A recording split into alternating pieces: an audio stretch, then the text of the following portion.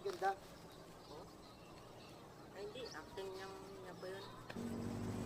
Hello po, Kuya Rawi. Pinapakita ko lang po kay Leo ang acting skills ko. Ah, ganun ba? Kala ko pa naman kung ano na, para kasi totoong pag-iyak mo. Talaga po, Kuya? Sabi ko sa'yo, Leo, pwede ako mag-artista. Mangarap ko po kasi yun, Kuya. Opo, kuya. Paglaki mo, gusto ko maging pulis mo. Wow, matutupad mo yan, tiyak ko. Opo, kuya. Pwede pag-uwi niyo po, dali niyo itong malaking ko na baril ko. Please, kuya, please. Oo na. Luwi anak, tuloy na ba alis mo? Tay, mag-ingat ka rati pa ron. Doon na. Hanapin mo kaagad at tutunguhin yung malapit na lokal. Opo, itay. Yun din po ang plano ko. Mabuti yun, anak. Kahit gaano ka para busy sa iyong pag-aaral, pagtatrabaho, huwag mong pababayaan ang iyong pagsamba. Opo, inay. Huwag po ninyo akong lalahanin. Ayaw ko pong mag-ingat doon. At huwag po ninyo pag-uri masyado ninyong katawan. Mapadala din po ako pag nasweldo ako sa katapusan. Naku, wag na anak. Kaya naman namin dito ng itay mo. Tama ang inay mo, anak. Huwag mo kami lihan rito. At ako'y nagbabalak na titinda ng kikiam at fishball pang kita rin nun. Huwag pong bahala, itay. O paano? Alis na po ako. Ingat ka rin. Mag-ingat ka, anak. At tuparin mo ang iyong pangarap.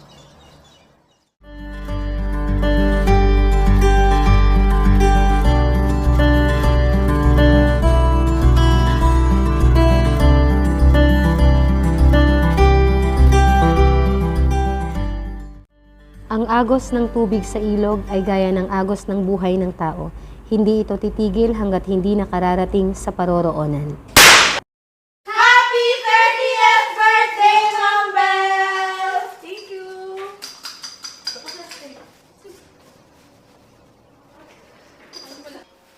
Kailan ka mag-aasawa? Lumabas ka nga rito. Joke lang po. Pero kailan nga ba? Huwag mo akong apurahin, Chari. Tatapusin ko muna itong exhibit ko. Pangina-exhibit na ba ito na natapos mo? Katahimik na po. Sunod ka po dun sa labas ha, pagkatapos mo mag-selfie. Ba't pa kasi tagal ni Mr. Right? I'm 30 years old already. I have work. I have a car. I have my own house too. Belle! Andiyan na. Chari! Yes? What should I do now? Huh? I mean, I'm 30 years old and I'm alone.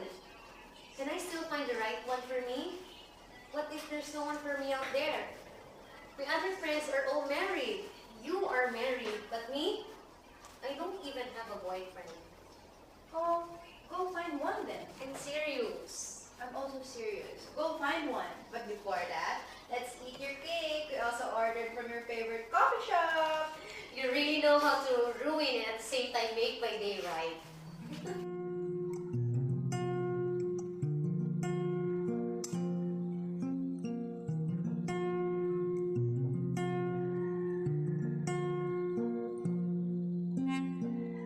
Tayo'y pinagtagpo ng hindi inaasahan. Ako'y namangha sa taglay mong katangian. Mangis mong nagtatani kanino man. Ikaw ay tumataglaw katulad ng buwan.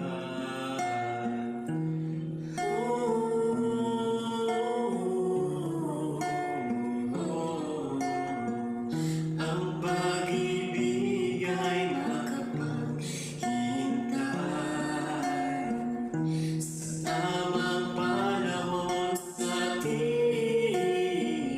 ay bibigay ano man ang iyong estado sa buhay.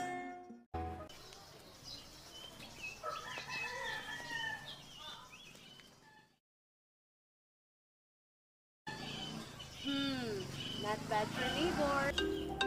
Hello, Belle. Hmm, Papunta na ako sa venue. Dadaan ako sa coffee shop. Do you want something? I already have everything I need right here. Huh? Oh, Never mind. I mean, I'm good. No need to buy me something, but thanks anyway. You're weird. Thanks again, Sherry. See you in a bit. Hi, I'm Belle. Just got here yesterday. Yun ang bahay ko.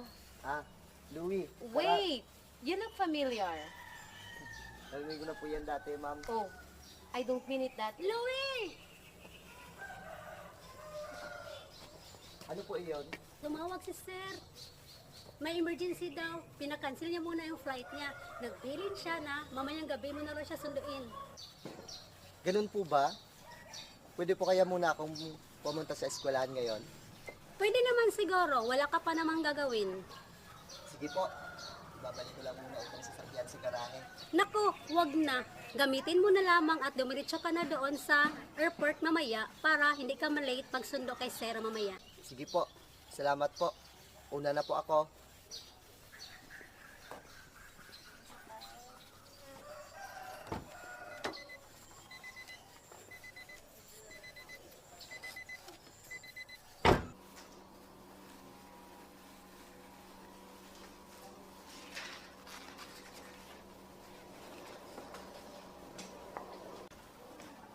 Ito pa lang ba may print ng mga photos?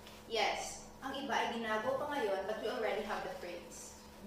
Good. I hope na matapos agad ang pag-print ng mga photos. How about the venue?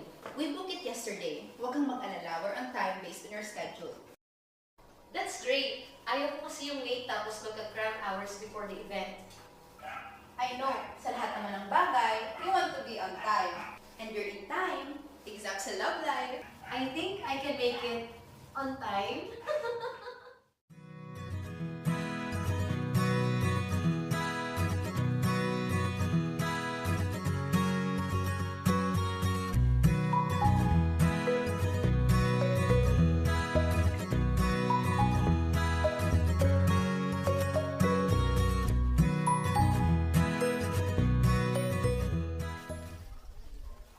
Louie, anong oras sa klase mo bukas? Tinayan po, sir. Tanghali na pala. Opo, sir. Tinayan po 4 p.m. po ang paso ko. Pero pwede po ako ng 11:30 hanggang 2 p.m. Tapos may isang subject lang ng 8 to 10 p.m. Masyadong gabi na yata. Opo, sir. Pasensya na po.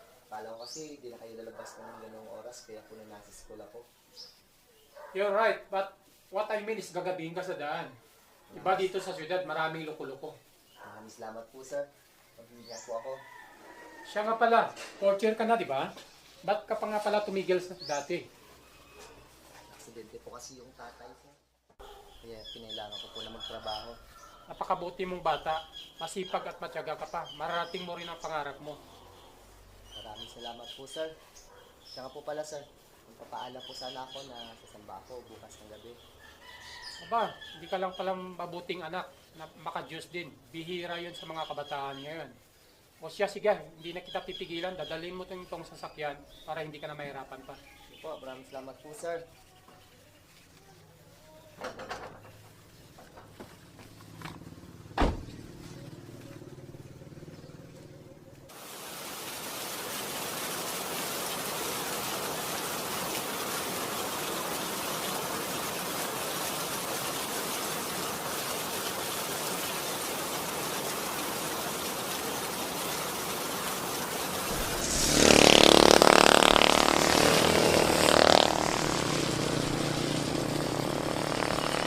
Ako ba tayo mag-start?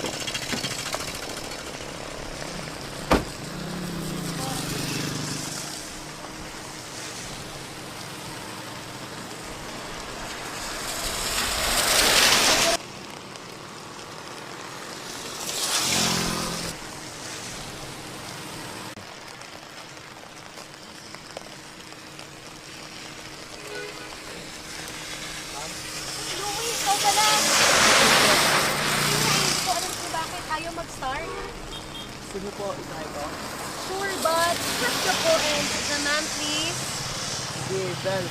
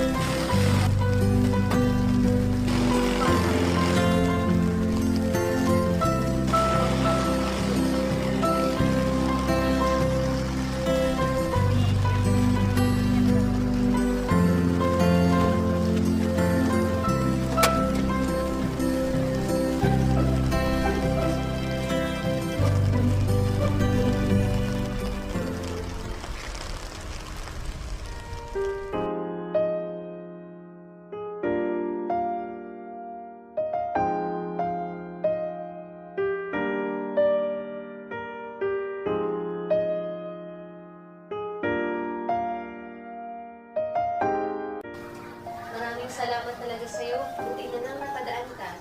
Ewan ko ba kung ba't nasira yun? Kanina okay pa naman. Kung di ka siguro dumating, sigurado andun pa ako.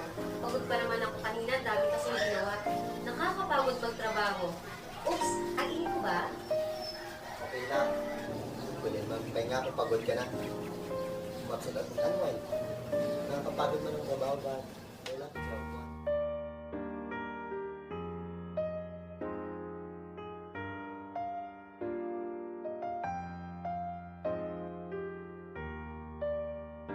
By the way, I want to give you this.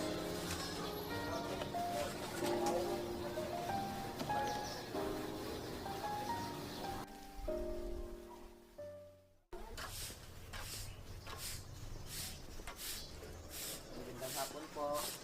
Magandang hapon din, Louie. Narito ka na pala. Nagpunta dito kanina si Belle, yung kaibigan mo. Bakit daw po? Nagtanong siya kung nasaan ka. Mukha ngang naguguluhan ng itsura. Tapos, nung binanggit ko na ihatid mo si sir sa opisina, ay nagtanong ulit kung ano ang trabaho mo. Tapos, nung sinagot ko naman, ay mukhang galit na. Po? Baka napagkamalan ka ikaw may-ari ng bahay nito. O baka nga sinabi mo na ikaw may-ari, kaya nabigla nang binanggit ko ang trabaho mo. Nako, hindi po. Hindi lang po namin napag-usapan tungkol sa trabaho ko. Minsan lang naman kami nakakapag-usap. Ganun ba? Pero magpaliwanag ka pa rin, baka akala niya nagpapanggap ka lang. Pero hindi po talaga.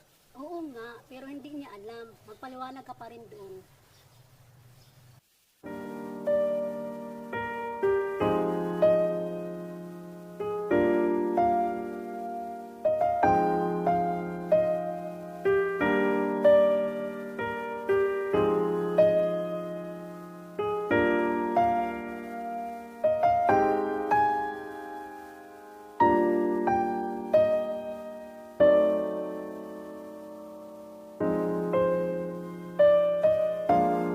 Magandang hapon po. Andyan po ba si Louie?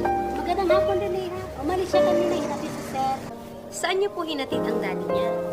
Ay, hindi ha. Yung amo, boss ko namin, yung hinatid niya. Hindi niya po daddy ang boss niyo? Hindi rin. Si Louie ay nagtatrabaho din dito.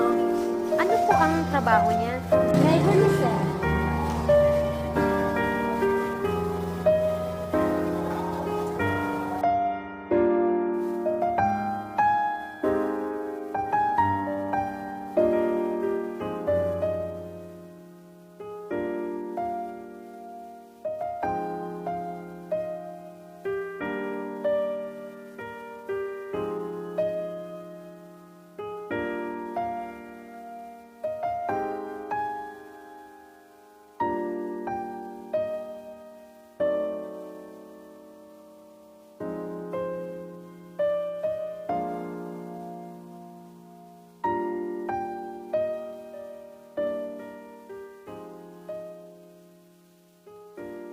Pero, Ikaw yan? Nagtatrabaho ka sa kapitbahay ko? oo. Okay. Galit ka? Why would I? Alis na ako. I have other visitors to entertain. Well, hindi ako nagpanggap. Sorry kung hindi ko nabanggit sa iyo. Hindi ko alam na mahalaga pa iyon. At araw-araw mo naman nakikita yung routine ko sa umaga. I have to go.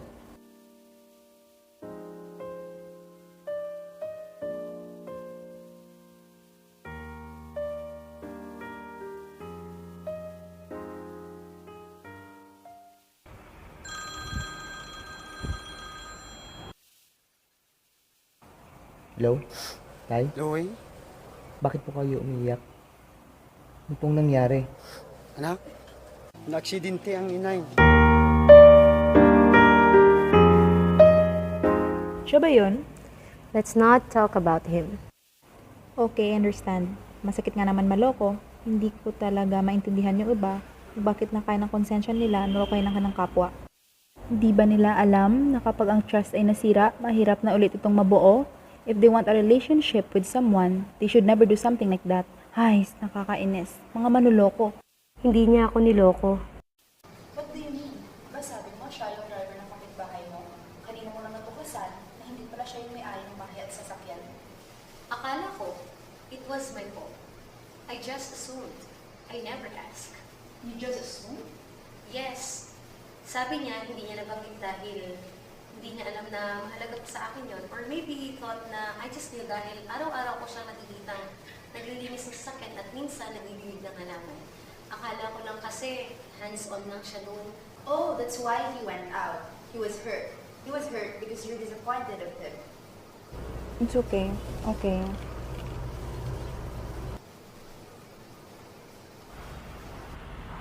Nay, nandito na po ako. Gising na po kayo. Naalala na po kami ni tatay. Alam po namin.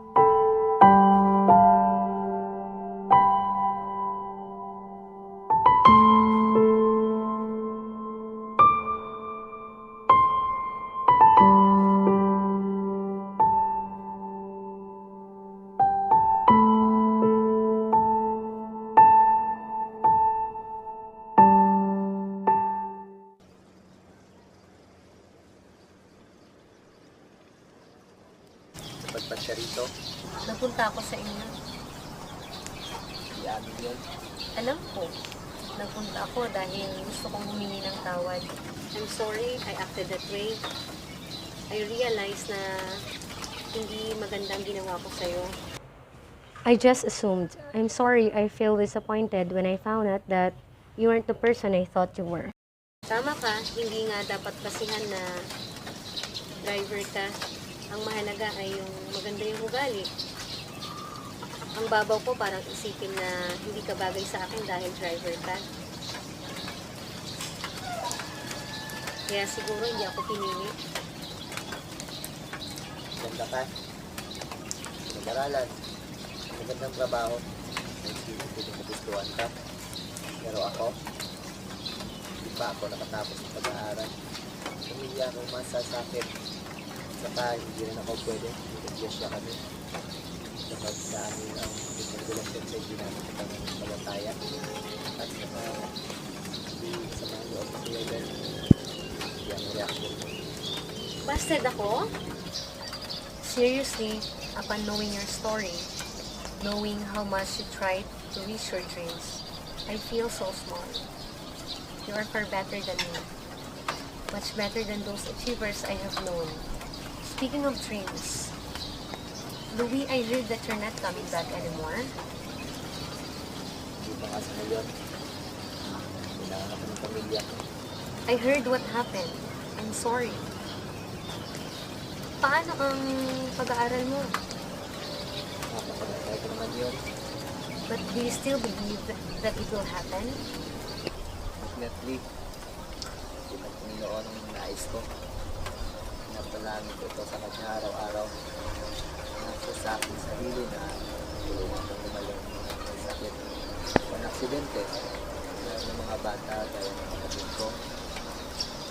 Ngunit habang hindi pa, nahanap ako ng sa kanya na dito lang siguro sa malapit. You amaze me. Nakakamangha ka dahil sa kabila ng mga pinagdaraanan mong problema ay punong-puno ka pa rin ng pag-asa. Samantalang ako na ang problema lang ay pagka-love life ay parang nawalan na ng pag-asang mabuhay. You mean? Right now, my goal is to get married. I mean, since I aged 25, I dreamed to marry. But it's been 5 years and I'm still single. Remember my exhibit? I pity us humans. We strive so hard, yet at the end of the day, it seems that we still cannot have what we wanted. It's like we are living in a non-purpose-driven life, and there's nothing we can do about it. No one can help. Oo yan. What do you mean? Manalangin ka. Tingin mo sa Panginoon ang nais mo. tayo ay nilikha upang pagtutunan ng Panginoon.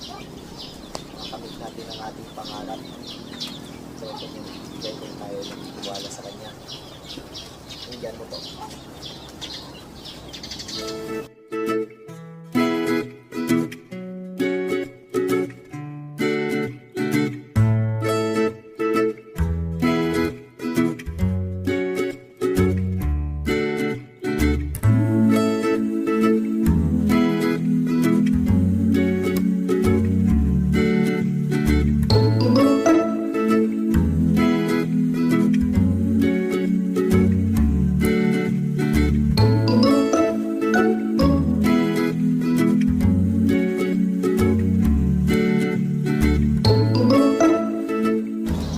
Louis, I'm living. I enrolled in Masters in Photography. My parents are also living there, so it's like having a long vacation. Wow! Congrats! Hala, makadulong pang meet si Dawan. Have a safe trip.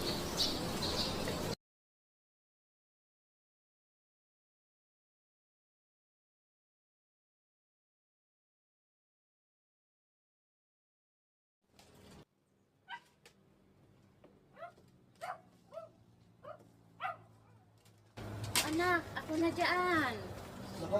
Wag na po. Ako na po. Maraming salamat sa pag-alaga mo sa amin, anak. Lang naman po yan itay.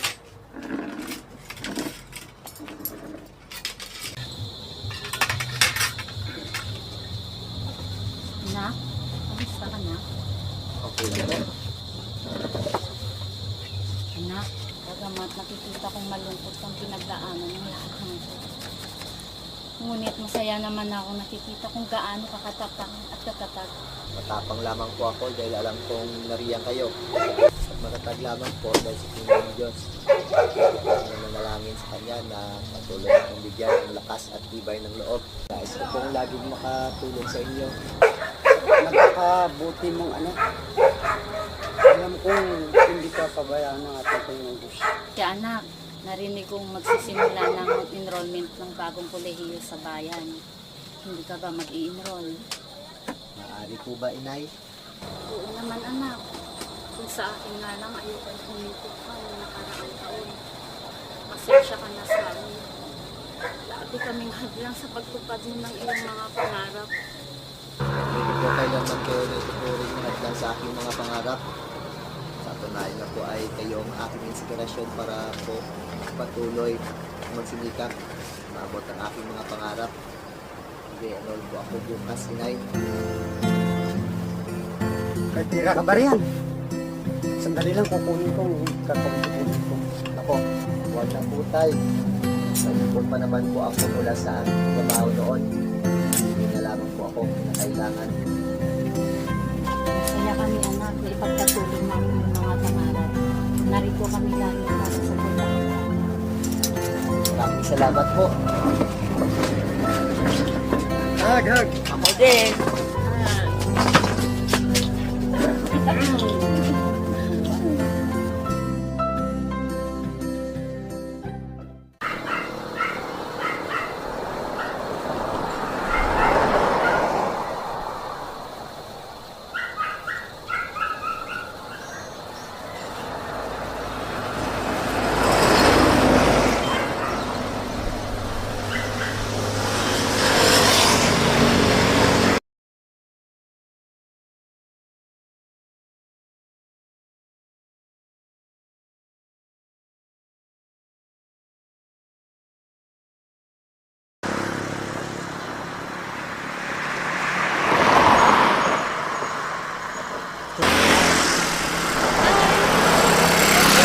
Are you going inside the chapel?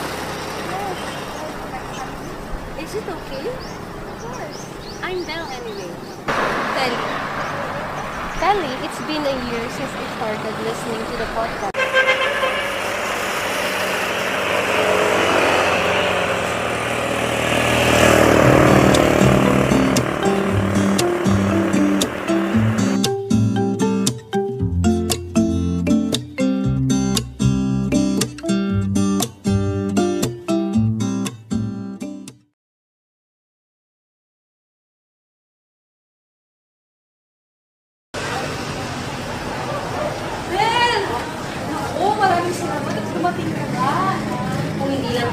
dyan, hindi talaga ako pupunta. Alam ko.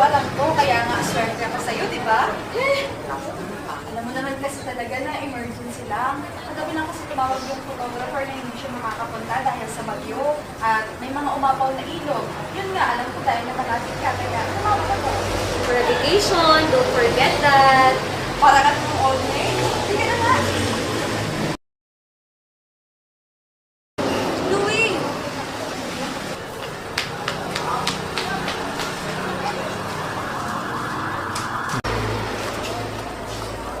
Bel! Pauna ka na, dito na ako. Ha? Ayoko. Hi. Ang kaibigan ko si Bel, pinsan ko si Louie. Ang best na. I thought you're the groom. Huh?